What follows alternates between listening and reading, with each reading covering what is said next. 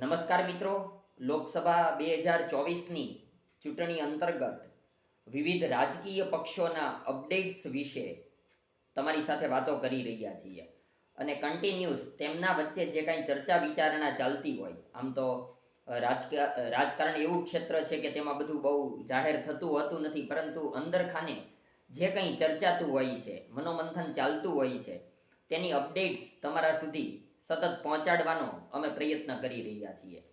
ભારતીય જનતા પાર્ટીની 15 બેઠકો ગુજરાત લોકસભાની તેના ઉમેદવારો જાહેર થઈ ચૂક્યા છે. 11 બેઠકોના ઉમેદવારોના નામ બાકી છે. રાષ્ટ્રીય સ્તરે ભાજપની પ્રથમ યાદી જાહેર થઈ હતી.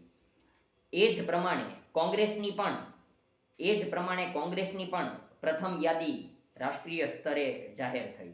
પણ તેમાંથી ભાજપના અનુસંધાને ભાજપની જો સરખામણી કરીએ તો કોંગ્રેસની જે રાષ્ટ્રીય સ્તરની ઉમેદવારોની યાદી જાહેર થઈ તેમાં 39 ઉમેદવારો રાહુલ ગાંધી, શશી થરૂર જેવા વરિષ્ઠ નેતાઓના નામ મૂક્યા છે. એ ભાજપની સરખામણીએ ચોથા ભાગની પણ યાદી નથી. હવે ગુજરાત લોકસભાના કોંગ્રેસના તો એક પણ ઉમેદવાર જાહેર થઈ ચૂક્યા નથી. 26 લોકસભા બેઠક છે. જો કે 2 લોકસભા બેઠક એવી છે, ભરૂચ અને ભાવનગર, કે જેમાં આમ આદમી પાર્ટી સાથે તેમનું ગઠબંધન છે. એટલે ભરૂચ લોકસભાના ઉમેદવાર એ આમ આદમી પાર્ટીના ચૈતર વસાવા ચૂંટણી લડવાના છે. એ જ પ્રમાણે ભાવનગરમાં આમ આદમી પાર્ટીના ઉમેદવાર ઉમેશ મકવાણા, કે જે અત્યારે બોટાદના ધારાસભ્ય પણ છે, એ કોંગ્રેસનું પ્રતિનિધિત્વ કરશે. એટલે 26 લોકસભા બેઠકોમાંથી કોંગ્રેસના 2 નામ આમ આદમી પાર્ટી સાથે જાહેર થઈ ચૂક્યા છે. હવેના જે 24 નામ છે કોંગ્રેસ સ્વતંત્ર રીતે નામ મૂકશે. તો એ 24 નામોમાં કોણ તેની સંભાવના શું તેના વિશે અત્યારે આપણે વાત કરી રહ્યા છીએ. તો સ્વાભાવિક જ સૌથી પ્રથમ નામ એ જ્ઞાનીબેન ઠાકોરનું છે.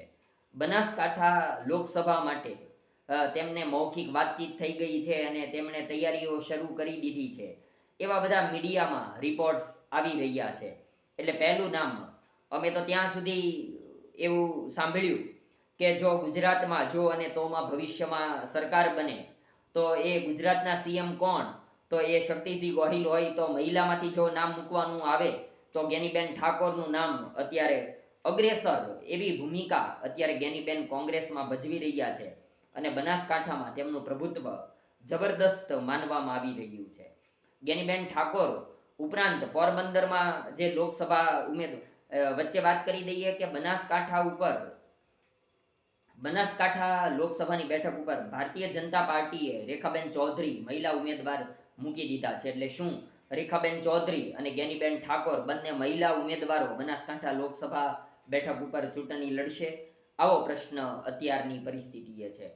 એ જ પ્રમાણે પોરબંદર લોકસભા બેઠક ઉપર ભારતીય જનતા પાર્ટીએ કેન્દ્રીય આરોગ્ય મંત્રી મનસુખભાઈ માંડવિયા, કે જેનું મૂળ વતન ભાવનગર છે, તેમને ત્યાં મૂક્યા છે. તો તેની સામે શું કોંગ્રેસ ભૂતપૂર્વ ધોરાજીના ધારાસભ્ય લલિત વસોયાનું નામ આગળ કરી રહ્યું છે? એ જ પ્રમાણે અન્ય નામોની જે ચર્ચા વિચારણા ચાલી તેમાં ભરતસિંહ સોલંકી સ્વાભાવિક નામ આણંદ લોકસભા બેઠક લડશે કે કેમ, વલસાડ ઉપર અનંત પટેલ ચૂંટણી કોંગ્રેસમાંથી લડશે કે કેમ, અમરેલી બેઠક ઉપર જેનીબેન ઠુમર, કે જેનું નામ અગાઉ અમરેલી વિધાનસભાની જે ચૂંટણી ચાલતી હતી તો અમરેલીની જે 5 વિધાનસભાની બેઠકો છે તેમાં પણ જેનીબેન ઠુમરનું નામ આગળ પડતું કરવામાં આવ્યું હતું. ઉપરાંત પાટણ લોકસભા બેઠક ઉપર કોંગ્રેસના બળદેવજી ચૂંટણી લડશે કે કેમ, આવા બધા નામોની જે ચર્ચા વિચારણા ચાલી રહી છે. જામનગર લોકસભા બેઠક ઉપર ભારતીય જનતા પાર્ટીના ઉમેદવાર પૂનમબેન માડમનું નામ ડિક્લેર થઈ ગયું છે. તેમની સામે ફરીવાર એ જ માડમ પરિવારમાંથી કોંગ્રેસમાંથી વિક્રમ માડમ ચૂંટણી લડશે કે કેમ, આવા બધા જો અને તોના ગણિત અત્યારે ચાલી રહ્યા છે. ઉમેદવારો કઈ રીતે જાહેર થાય છે તે જોવાનું રહેશે. પણ અમે તમારા સુધી જે કંઈ મનોમંથન રાજકીય પાર્ટીનું ચાલતું છે, સતત સમીકરણો બદલાતા રહે છે, તે અપડેટ્સ તમારા સુધી પહોંચાડતા રહેશું. ધન્યવાદ મિત્રો.